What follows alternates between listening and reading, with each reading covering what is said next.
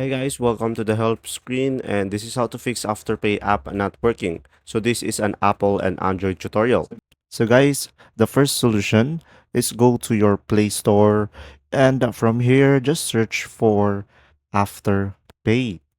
So guys, for this solution, make sure you have the latest version of the app and from here, if there is an update, you will be able to see it over here and just make sure to update the app. If this doesn't work, the second solution, guys, is go to the settings. And then from here on the settings, just go to the apps. And then from here on the apps, tap on Afterpay. And then here, just go to the storage. And on the storage, guys, make sure to clear the cache and also clear data.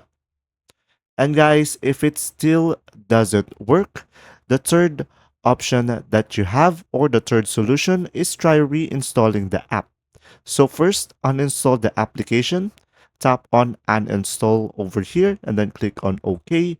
And then after that, go to the Google Play Store and now install the application again. And then from there, you should be able to fix this issue. And there you go, guys. That's how to fix Afterpay application. If this video was helpful, please like and subscribe. And thanks for watching, guys. See ya!